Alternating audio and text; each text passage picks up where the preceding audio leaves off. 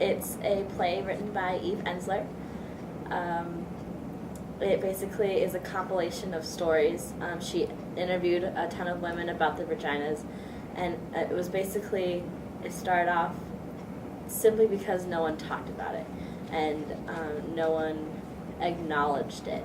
Mm-hmm. And so it's a play, and it's since then gotten national recognition and is performed all across the country during the month of February, and it's called the V-Day campaign. And the V-Day campaign basically does Vagina Monologues along with a bunch of other events, and all those events collect money and raise money to end violence against women. Her about the controversy over Vagina Monologues, and she suggested to Katie that we should just write our own, and so we did. And it started off as just simply against oppression of women, and then it broadened into just speaking against marginalization and oppression of all groups. Mm-hmm. So we sent out an open call for stories from SLU students, faculty, staff, and alumni. Mm-hmm.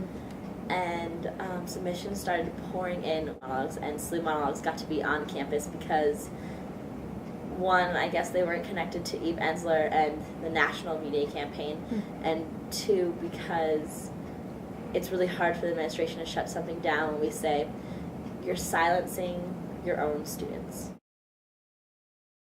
But basically what it comes down to is there's a group called the Cardinal Newman Society, and they are basically a Catholic watchdog group, and they watch various Catholic universities and Catholic institutions and make sure that they are adhering to Catholic doctrine, and then they have a mailing list. And so if SLU is doing something that they don't feel corresponds with Catholic doctrine, and they send out letters to their mailing list saying that UNA or SLU, or however they want to phrase it, is trying to undermine Catholic morals and family teachings, and if you want to stand against that, please send in some money. And then what that basically means is that Cardinal Newman, along with some other groups, basically then control the donors that can then donate to SLU. And that's really what it comes down to. Is the Vagina Monologues, according to administration, worth losing donor money? Because of that, SLU administration, and SGA, I guess, actually pays for Vagina Monologues' venue off campus. So I think what's really great about the SLU monologues is, like, for people to be that brave and to tell stories like this, it'll make people that actually are going through stuff like that or have been, to see that there are other people that can relate to them and that they know, what they've been through, and it's something we should all discuss. Our society has taught us about freedom of speech and that we need to discuss the things that are important to us, and obviously these issues are important. As controversial and maybe not wanted to be on a campus that follows certain religious views, but I think ultimately people should have the freedom of speech to discuss whatever they want to discuss.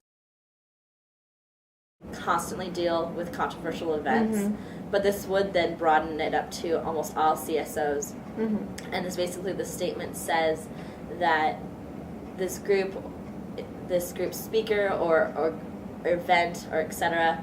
does not necessarily represent the views of the Catholic doctrine or SLU or etc. And so if that does happen, and if that placates enough people, there's a possibility the Vagina Monologues could get back on campus. But I'm not really sure, and I'm not really sure if that's going to happen in the next. Optimistic, and we try for it every year, but we are optimistic that the SLU monologues will be on campus next year.